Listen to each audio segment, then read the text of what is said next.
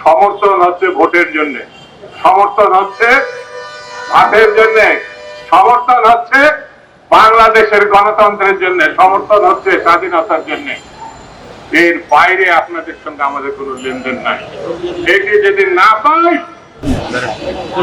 Vote এবং ভাতের অধিকার আজন্ম অধিকার। স্বাধীন দেশের মানুষ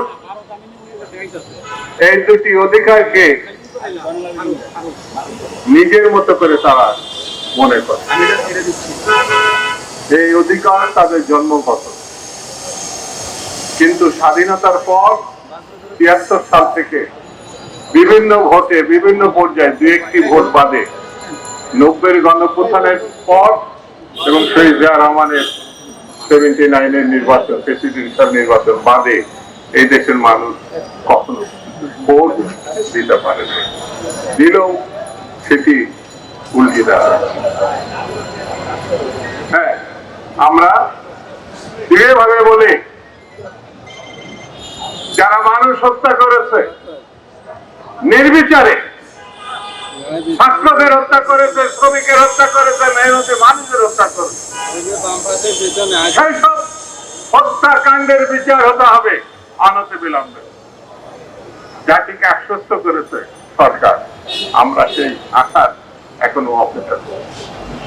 এই গণহত্যার বিচার হবে যতক্ষণ পর্যন্ত প্রধান আসামিকে বিচারের পর সেই বিচার কার্যকর না করা হবে বা না হবে, ততক্ষণ পর্যন্ত আমরা অপেক্ষা করি। কিন্তু সেটার একটা সীমা আছে।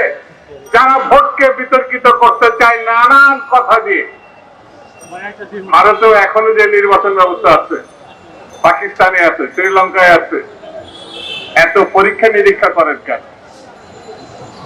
এত সময় আপনাদের দেশের মানুষ, কৃষক, শ্রমিক, মেহনতি মানুষ, খেটে খাওয়া মানুষ গত 20টা বছর ভোট দিতে পারে না।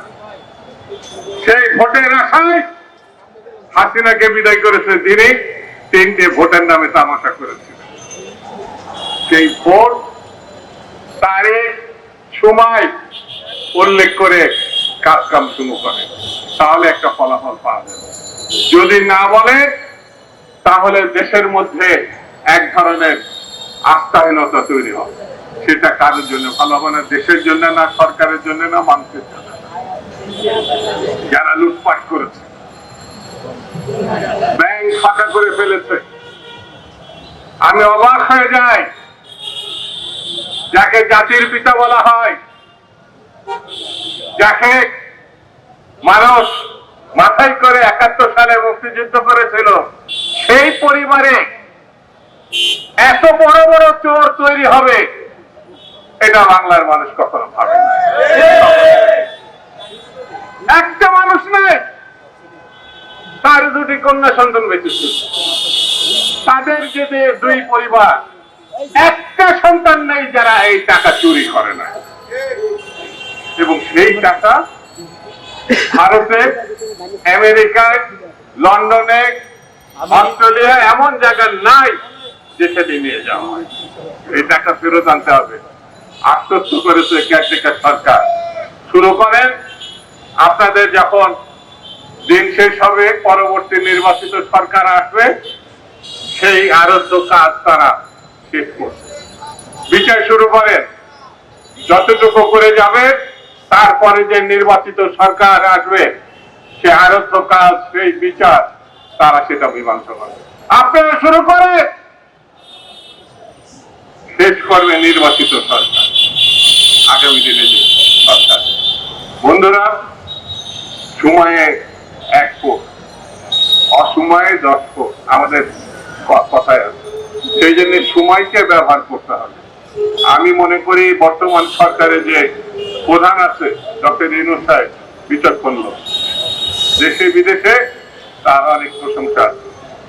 দেশের যে আরোগ্য কাজ এখন তিনি সামনে হাতে পেয়েছে, আমি দৃঢ়ভাবে আস্থাশীল, বিশ্বাসী যে তিনি এটাও সম্পূর্ণ করতে পারবে। এই জন্য আমরা তাকে সমর্থন করেছি। কিন্তু কোন জিনিস অনন্তকাল ধরে চলতে পারে না। তার একটা সময়সীমা আছে, তার একটা নির্দিষ্ট গণ্ডি আছে, তার ভিতরে শেষ করতে হবে। যদি না পারে তাহলে ইতিহাস বড় নির্মম হবে। যদি না পারা সম্ভব হয় তাহলে পরে সেটা জাতির জন্য, দেশের জন্য, মানুষের জন্য ভালো কিছু বয়ে নিয়ে আসবে না।